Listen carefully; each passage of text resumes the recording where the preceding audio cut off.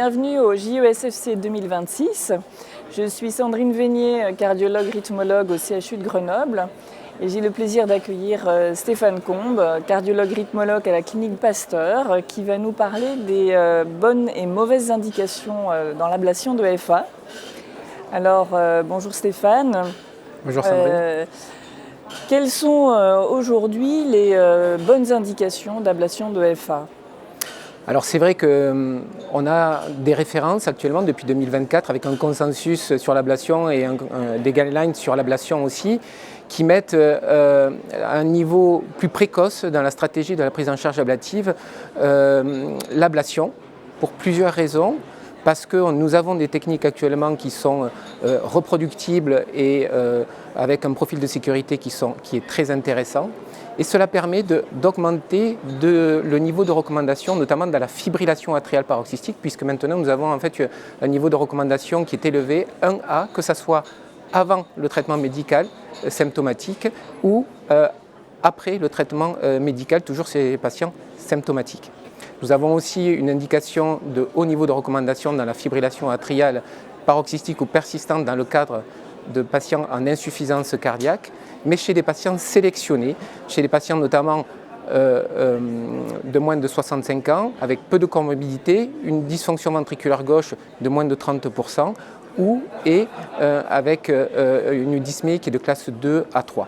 Ces nouvelles recommandations aussi ouvrent la porte en fait, à l'ablation chez les patients asymptomatiques, avec des critères de sélection très particuliers, puisqu'on sait qu'il y a à peu près 40% des patients qui ont de la fibrillation atriale qui sont asymptomatiques, mais après un retour en rythme sinusal, ces patients retrouvent une amélioration dans près de 7 patients sur 10, avec une diminution du BNP et une amélioration des capacités fonctionnelles à l'effort.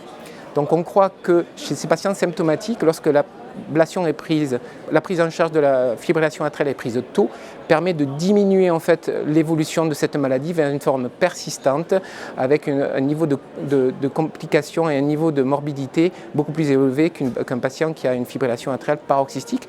Donc, chez les patients sélectionnés, notamment chez les patients plutôt jeunes, inférieurs à 65 ans, avec peu de comorbidité, une oreillette gauche peu dilatée, peut-être que l'ablation permettrait de casser cette évolution vers une mode persistante avec un niveau de recommandation qui est un niveau 2B.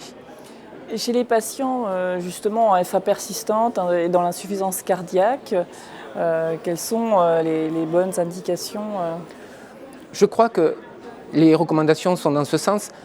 Le niveau de recommandation est élevé avec un niveau de recommandation 1, mais chez les patients sélectionnés aussi, chez les patients qui ont une oreillette gauche peu dilatée, on peut se servir aussi de l'échographie avec des strains réservoirs qui sont plutôt élevés et chez les patients qui ont peu de comorbidité. Là, je crois que la place est intéressante de l'ablation, mais il ne faut pas oublier chez les patients avec une comorbidité élevée, chez les patients plutôt âgés, l'ablation de la jonction nodoïcienne avec la mise en place d'un pacemaker, qu'il soit resynchroniseur ou avec stimulation de l'air de la branche gauche. Alors justement, en parlant de ça, puis avec l'évolution des techniques qui fait que l'ablation, on la pousse de plus en plus loin, avec tout ça, quelles restent les mauvaises indications, vraiment, les patients à ne pas référer ou vraiment à discuter ? Il reste en fait les patients qui sont asymptomatiques, qui ont un cortège de comorbidité élevé chez des patients âgés de plus de 75 à 80 ans. Et là, la cardioversion électrique peut permettre de dissocier les patients symptomatiques des asymptomatiques. Les patients, je crois, qui ont une mauvaise indication, ce sont des patients qui ont des grosses oreillettes gauches, mais aussi des cœurs droits qui sont altérés avec une oreillette droite très dilatée. On sait que dans cette sous-population, l'ablation de fibrillation atriale a un taux de succès mauvais. Et quelles sont les évolutions technologiques, techniques majeures qui jouent sur la stratégie d'ablation et qui justement augmentent les indications sur ces dernières années ?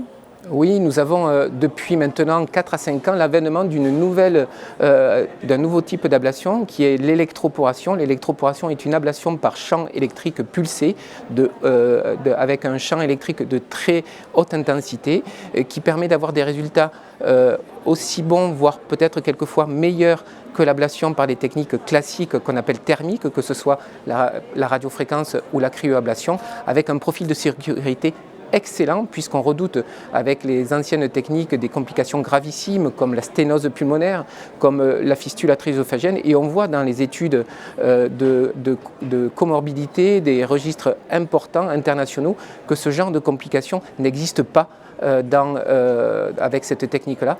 Elle rajoute d'autres types de complications qui peuvent être pris en charge de manière particulière, comme le spasme coronaire ou l'hémolyse, qui peut être prévenue par une hydratation péropératoire satisfaisante. Et dans les techniques hybrides? Alors effectivement, c'est aussi quelque chose de nouveau dans les recommandations. La technique hybride médico-chirurgicale a été relevée d'un niveau avec un niveau de recommandation 2A, essentiellement dans la fibrillation atriale persistante, résistante au traitement médicamenteux, et ceci grâce à une étude qui s'appelle Converge.